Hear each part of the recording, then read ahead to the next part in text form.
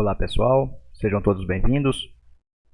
Dando continuidade à nossa disciplina de entomologia agrícola, estamos dentro do assunto de morfologia externa e agora vamos falar a terceira parte, que seria o terceiro segmento do corpo dos insetos, que é o abdômen.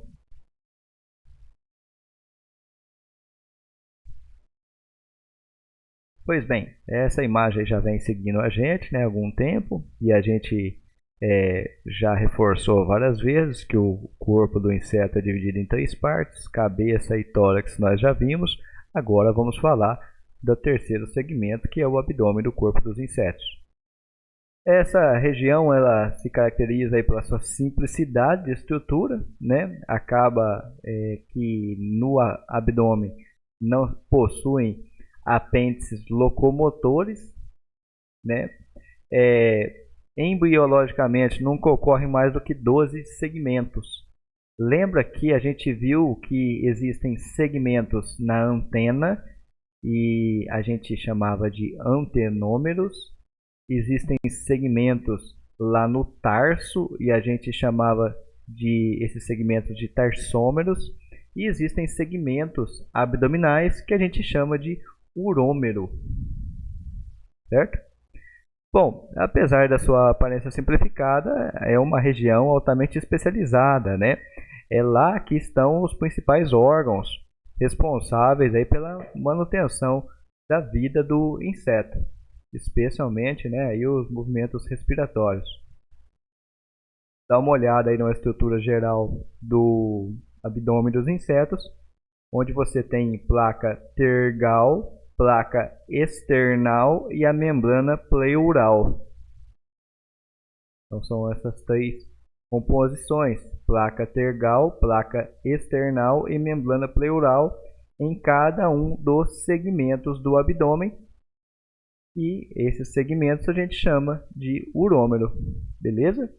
Lá no final, depois a gente tem outros apêndices, não com função locomotora, mas a função aí de reprodução. A gente pode dividir então o abdômen em pré-genitais, genitais e pós-genitais.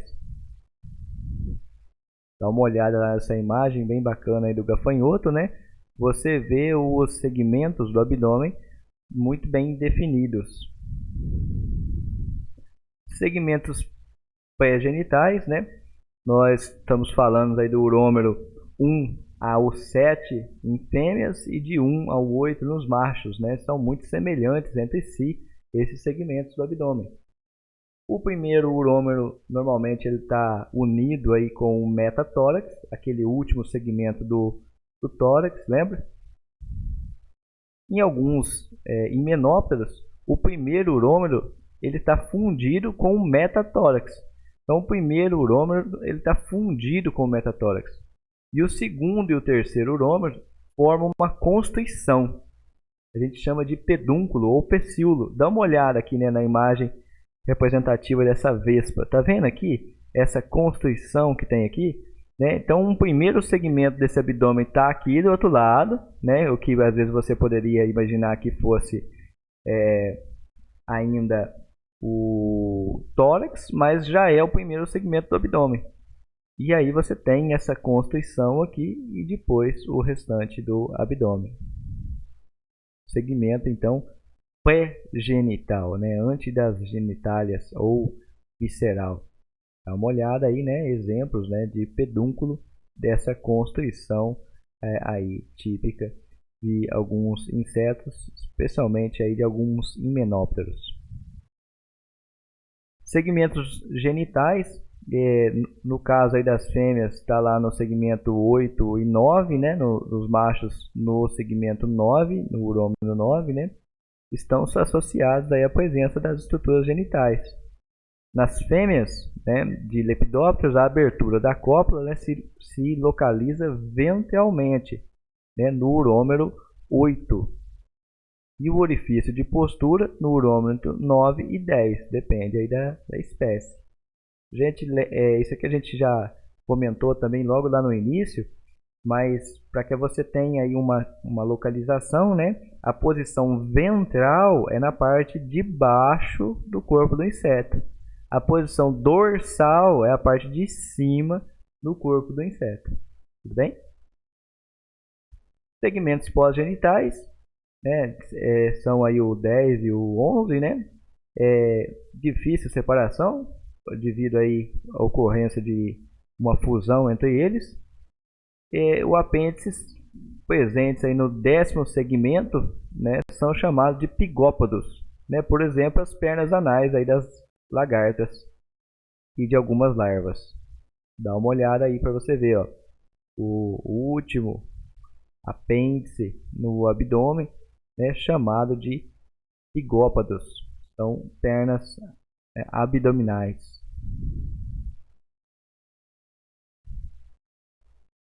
Bom, alguns apêndices só ocorrem em insetos mais primitivos, né? Por exemplo, aqui esses estilos abdominais, né, presentes nas traças dos livros. Outros, bem característicos, eles acabam aí identificando uma espécie que são os pulgões, pela presença desses apêndices aqui, essas duas estruturas que você está vendo aqui, que a gente chama eles de sifúnculos. Né? Tem a função, né, de liberar feromônio. O feromônio é uma substância produzida pelo inseto que tem a função de comunicação. Agora, essa comunicação pode ter fim sexual, pode ter fim de alarme, pode ter um fim aí de fuga. Né? A intenção é comunicar com outro inseto, sempre da mesma espécie. Dá uma olhada lá para você ver, né? Os sifúnculos sempre presente aí nos pulgões. No caso das lagartas, vale a gente destacar aí, no caso das pernas abdominais, né, elas vão ser muito importantes aí para ajudar a gente na classificação das lagartas lá no campo. Tá vendo aqui, ó? 4 pernas abdominais. Aqui, ó, um par de perna abdominal. E todas elas, né, possuem o pigópato que a gente já conversou. Olha lá as pernas abdominais, né? Todas possuem o pigópato, né? O que acaba então não sendo importante para a gente na classificação, né? Mas o número de pernas abdominais, sim, ajuda. Como você pode ver aqui, essa lagarta é a Chrysodestes includens, a falsa medideira aí, que se alimenta na cultura da soja. Olha, ela tem 2 pares de pernas abdominais. Enquanto a Anticarcia geminatalis, ela possui 4 pares de pernas abdominais. Então, facilmente a gente consegue separar as duas, né? Apesar de elas terem uma característica um pouco semelhante aí na morfologia externa, a gente consegue separar facilmente pelo número de pernas abdominais. Enquanto uma helicoverpa, que provavelmente seja a helicoverpa armígena, né, possui 4 pares de pernas abdominais, mas em contrapartida a morfologia dela é bastante distinta. Outro apêndice abdominal são os cercos, né, presentes aí nas tesourinhas, a ordem Dermaptera, né? Sua função principal é sensorial, mas pode aí ajudar a prender o parceiro sexual para facilitar a cópula. Tipos de abdômen. Céssio, o abdômen céssio, quando você tem aí o abdômen, né, em todo, como se fosse um corpo só, né, ligado aí no tórax, né, praticamente na mesma largura. Exemplo, baratas, gafanhotos, besouros. Também pode ser um abdômen livre, quando você tem uma constrição um pouco pronunciada. É o caso aqui das abelhas, da mosca. Quando você olha lá e você vê uma certa constrição aqui entre o tórax e o abdômen, né? A gente chama isso de abdômen livre. E até quando essa constrição é bem acentuada, a gente passa a chamar esse tipo de abdômen de um abdômen pedunculado. É muito comum aí na ordem Hymenoptera. Formigas, vespas possuem esse tipo de abdômen. Olha lá, ó. Pedunculado, livre e céssio, tudo aqui num corpo só, praticamente aí na mesma largura do tórax, o abdômen segue. Agora vamos falar um pouquinho do tegumento dentro dessa parte de morfologia. E o tegumento, pessoal, tem algumas características. Lembra que é característica dos insetos possuírem um exoesqueleto. Então o esqueleto dele fica do lado de fora, diferente da gente, né? Que tem um esqueleto interno. Para que você consiga imaginar isso aí na sua cabeça, é como se o inseto tivesse uma armadura. E essa armadura limita o crescimento dele. Em determinado momento, essa armadura ele precisa se livrar dela para poder crescer mais novamente. E é isso que vocês vão ver agora. Esse tegumento, então, né? Ele serve aí como interface entre o inseto e o meio ambiente. Promove proteção mecânica, química e biológica. Ponto importantíssimo, olha, evita perda excessiva de água. Então, é fundamental que um animal desse tamanho, né, normalmente animais pequenos, insetos, ele não perca água. Possibilita a sustentação do inseto, então é um exoesqueleto, né? Ponto de ligação às pernas, asas e outros apêndices, e é dividida em membrana basal, epiderme e cutícula. Nós vamos ver agora então a composição desse tegumento. Ele, já adianto, é dividido em membrana basal, epiderme e cutícula. Pessoal, para o inseto crescer, então, ele precisa se livrar desse tegumento. Ele precisa trocar, tirar, sair dessa casca, vamos chamar assim, né? Se livrar desse tegumento para poder crescer. Então, o crescimento dos insetos, diferente do que ocorre, por exemplo, nos mamíferos, que é praticamente linear, no caso dos insetos, não. O crescimento dos insetos é não linear. Ele fica um determinado período de tempo do mesmo tamanho. Depois, quando ele sofre o que a gente chama de equidise, ele se livra desse tegumento, aí sim ele cresce e depois ele fica novamente por um período de tempo por aquele mesmo tamanho. Então você dá uma olhada aqui num perfil do tegumento, para que você também possa imaginar isso com uma coisa mais do seu dia a dia. Lembra lá de uma panceta de porco, e quando você vai fazer o churrasco, tem lá aquela panceta, umas com mais gordura ou menos gordura, com mais carne ou menos carne, e imagina que você está olhando para esse tegumento, né? É como se fosse você estivesse olhando para a panceta. Aqui em cima seria aqui aquela pele, vai virar pururuca, né? E aqui as camadas da panceta. Entendeu? Eu pedi que você fizesse essa imaginação aí, só para que você entenda que a gente fez um corte, né, no tegumento do inseto e colocou aqui para ver os componentes do tegumento, como se eu tivesse tirado um bife ali do tegumento do inseto. Bom, de cara eu já mostrei para vocês que é dividido em cutícula, epiderme e membrana basal. Cutícula seria todo esse espaço, toda essa parte aqui. Epiderme, essa camada de células especializadas, e membrana basal, ela quem vai fazer essa interface entre o interior do inseto aqui dentro está hemolinfo, né, tudo, e o tegumento em si. Dentro da cutícula, nós vamos ter epicutícula e procutícula. Essa camada mais externa aqui, epicutícula e procutícula. Além dentro aí dessa cutícula, também pode ser dividida em exocutícula e endocutícula. Essa estrutura saindo aqui a gente chama de seta. Nós vamos ver com mais detalhes, né? E aqui células especializadas que fazem parte da epiderme. Bom, membrana basal. Então, membrana basal é aquela parte lá de baixo. É uma camada aí, de células especializadas.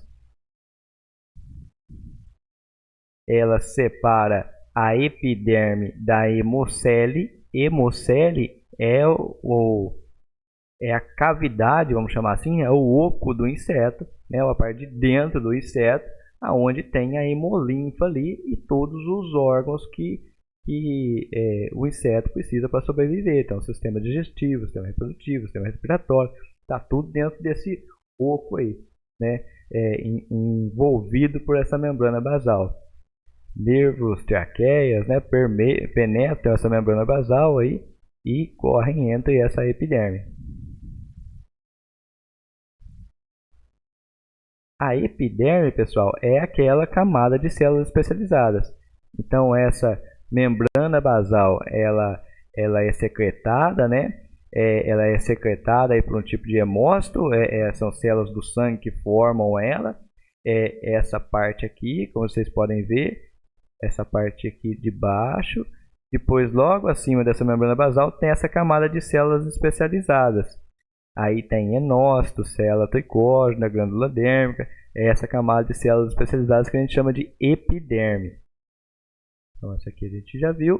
Na epiderme, então, essas células secretoras, né, ela é responsável pela formação da cutícula.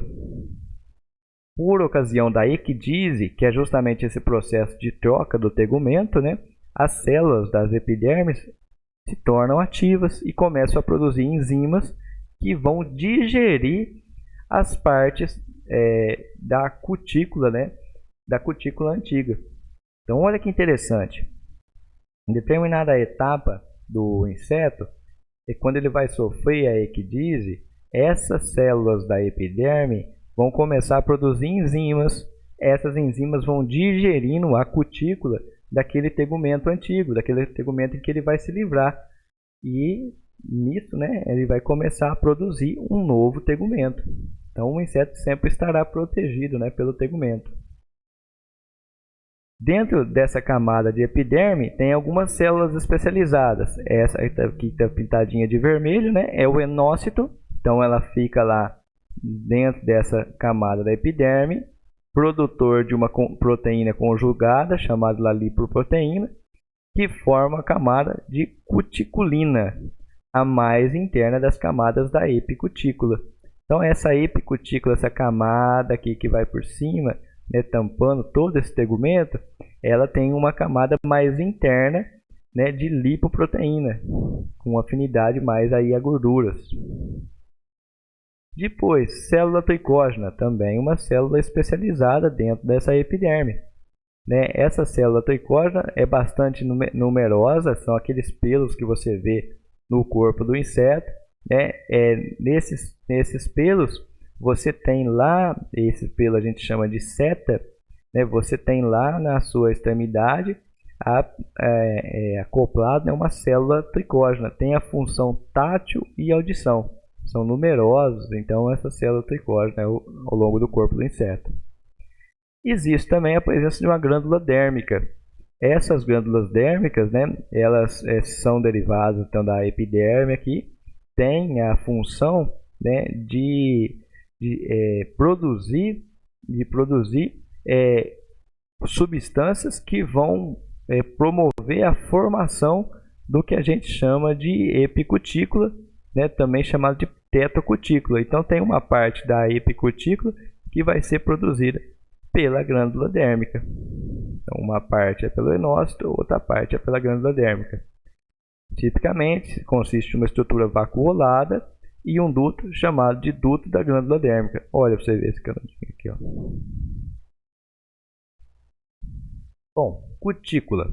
Cutícula, então todo esse pedaço aqui, ó, todo esse que está grifado de vermelho, é dividido em epicutícula e procutícula. É formada pelo material secretado direto ou indiretamente pelas células da epiderme e depositado na superfície externa. Olha que interessante. Então, tudo isso daqui é o tegumento, certo? Certo. Isso daqui vai sair, vai se soltar para que o inseto possa construir outro tegumento. E essa construção de outro tegumento, né, vai ser realizada pela epiderme. Tudo bem? Dentro, então, da cutícula, tem a epicutícula. A função é funcionar como barreira à perda de água e evaporação. Essa epicutícula, então vem aqui em cima, está vendo grifado de vermelho aqui? Né? A epicutícula tem a função, então, de evitar a perda da água por evaporação. Lembra que, né, aqui ela tem uma constituição, né, de substâncias que não têm afinidade com água, então, ou lipossolúveis, vamos chamar assim, né? Cuticulina, polifenóis, ceras, camadas de cimento, né? São substâncias aí que não têm afinidade com água, não vão deixar a água passar, né, por essa camada epicutícula. E existe também a procutícula. A procutícula é esse quadradão que você está vendo aqui de vermelho. Ela é dividida em exocutícula e endocutícula. Uma mais externa, né, chamada de exocutícula, e uma mais interna chamada de endocutícula. Toda essa parte mais clara aqui. Tudo bem? Então, o que mais diferencia a exo da endocutícula é a presença aí o balanço, né, entre quitina na sua composição. Então, são quitina e proteínas que vão compor, né, a procutícula. No caso da exocutícula, então essa camada mais externa, você vai observar aí maior presença de quitina, uma coloração mais escura e ela é menos elástica. Ela é muito evidente lá na asa do tipo élitro dos coleópteros. Você vê aquela camada bem grossa ali, né? E aquilo é exocutícula bastante pronunciada ali, né? Indicando uma maior quantidade de quitina e uma coloração mais escura. Já a endocutícula, essa parte mais interna, né, da cutícula, ela possui uma menor quantidade de quitina, ela é mais transparente, é translúcida, é menos escura e mais elástica. Então o inseto vai ter uma certa flexibilidade aqui, né, mais elástica, em função da presença dessa endocutícula. Aqui uma imagem do momento da equidise em si. Olha para você ver que interessante, ó. O inseto está aqui na superfície, ocorre o rompimento do que a gente chama de linha da equidise. À medida que ele vai aumentando de tamanho, ele vai se soltando, racha esse tegumento aqui na parte da cabeça e o inseto consegue se livrar, né, desse exoesqueleto. Então deixa o tegumento para trás. Essa parte aqui que fica para trás, né? Ela fica lá, não tem serventia nenhuma e o inseto começa já ele vai finalizar, na verdade, né, a construção do novo tegumento dele. Essa parte que fica para trás, o nome dela é exúvia. Equidise, nome dado ao fenômeno, né, de mudança de tegumento dos artrópodes. Pessoal, outro nome que vocês vão ouvir falar também é o processo de muda. Então você vai ouvir falar dois nomes, equidise e muda. Equidise é o momento mesmo, né, de troca do tegumento. Muda seria todo o processo, desde o controle hormonal até lá a saída do inseto do tegumento antigo, né? Para fins didáticos, a gente considera a equidise e muda aqui como a mesma coisa. Mas entenda, né, que a equidise é só um dos pontos dentro do processo de muda, que é muito mais complexo, né? Envolve desde um controle hormonal até a troca mesmo do tegumento. Tá? Então ela começa lá pela sutura epicranial, como vocês viram aqui na imagem, né? Aqui na cabeça tem a sutura. Lembra quando a gente falou da cabeça? Essa sutura se rompe, existe uma linha da equidise aqui, isso vai se romper conforme esse inseto aumenta de tamanho, e aí ele acaba rompendo essa linha. Ao romper essa linha, ele consegue sair, então, né, do tegumento. Lá, o inseto escapa, né, dessa cutícula velha, expande as suas asas e o corpo devido a contrações de músculos abdominais, concentrando assim o sangue na cabeça e no tórax. Então ele concentra ali a hemolinfa na cabeça, no tórax, é como se ele inchasse de tamanho ali, e isso vai romper a sutura epicranial. Por ali ele vai sair. Aí o inseto, né, vagarosamente se dirige para fora aí do velho tegumento, como vocês puderam ver na imagem anterior. Gente, se a gente fosse observar pelo tegumento, o que acontece? Tem algumas etapas. A primeira etapa que ocorre é o que a gente chama de apólise. Então, dá uma olhadinha aqui nessa figura do lado esquerdo, aqui está tudo certinho, né? Não está ocorrendo ainda o processo de muda, mas você vê lá, tem a epicutícula, a exocutícula, a endocutícula, a epiderme e aqui embaixo seria a membrana basal, certo? Beleza. O que acontece? Primeira coisa que ocorre é a apólise. Primeira coisa visível, né? Porque no caso, para essa apólise ocorrer, já se iniciou aí algumas modificações hormonais, que a gente vai falar daqui a pouco.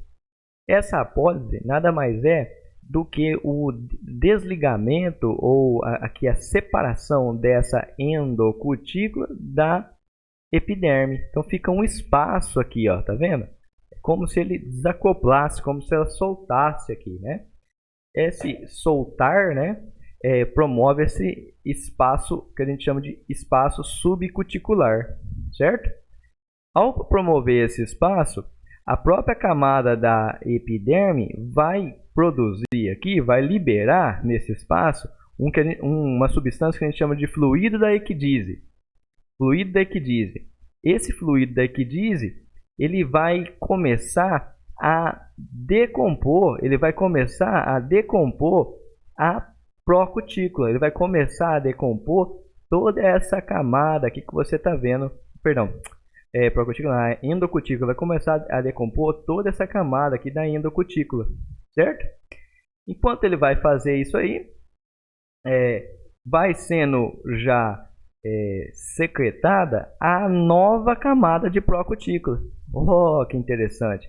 Então vai sendo depositada, secretada pela própria camada da epiderme, uma nova camada aqui de procutícula. Tá vendo aqui, ó? Aqui em cima, está sendo secretada já uma nova camada, ó, certo?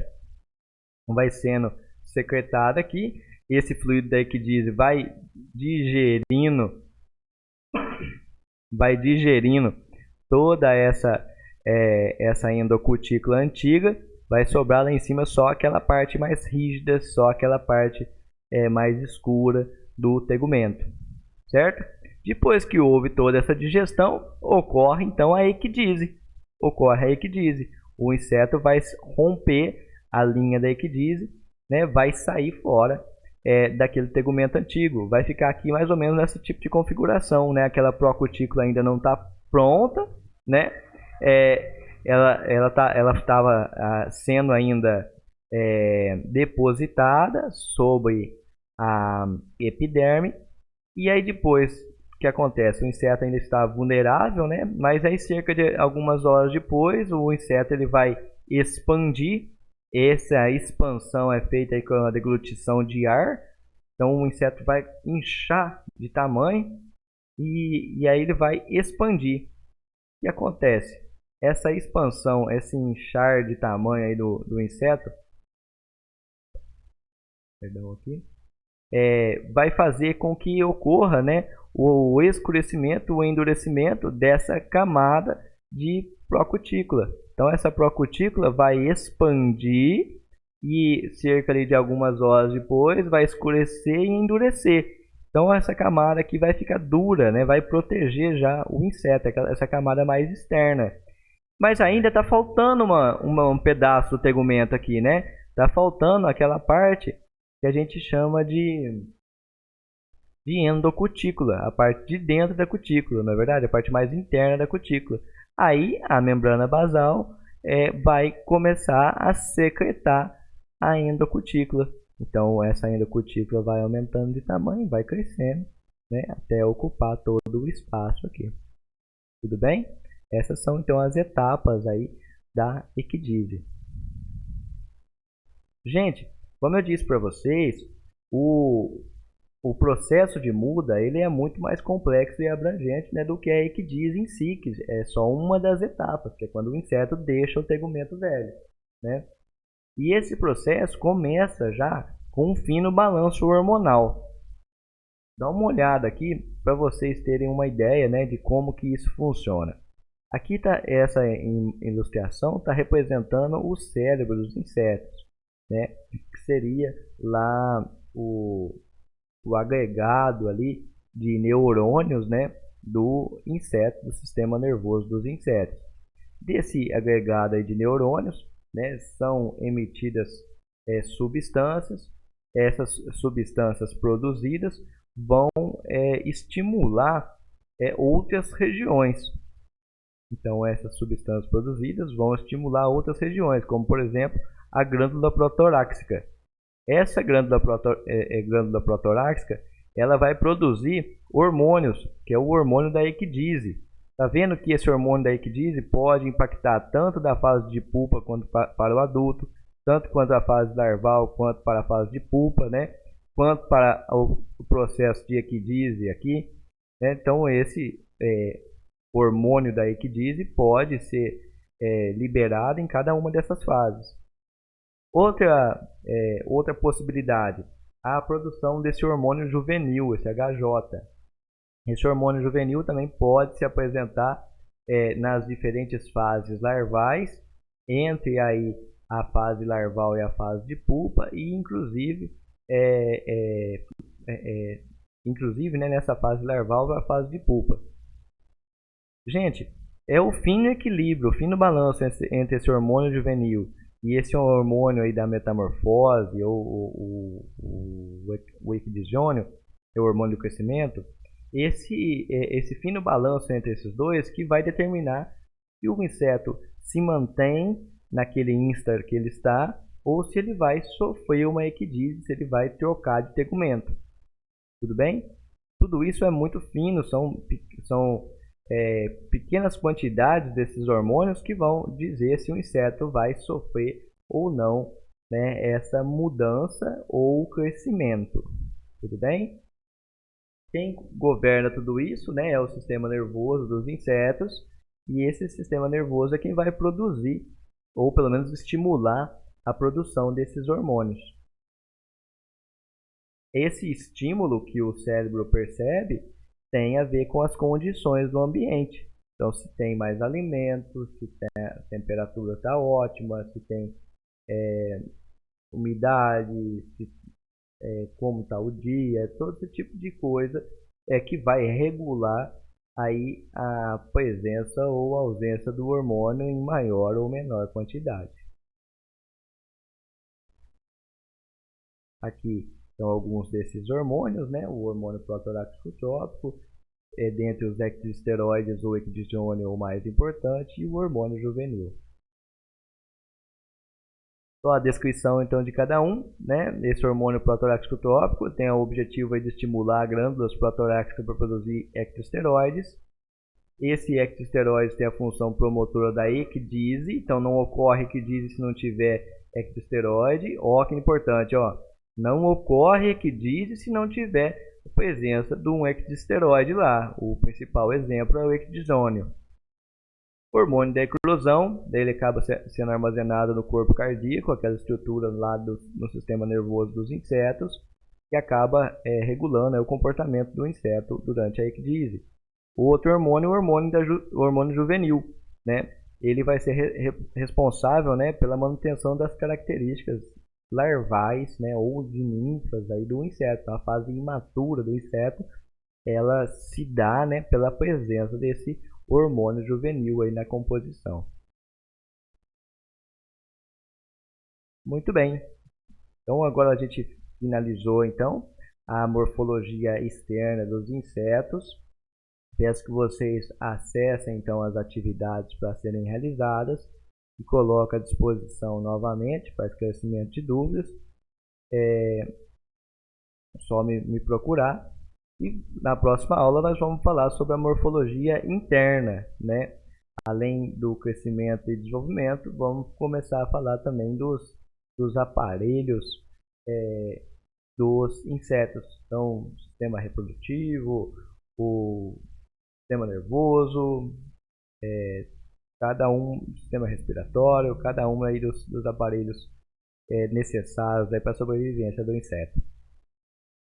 Muito bem, vamos em frente. Vamos lá.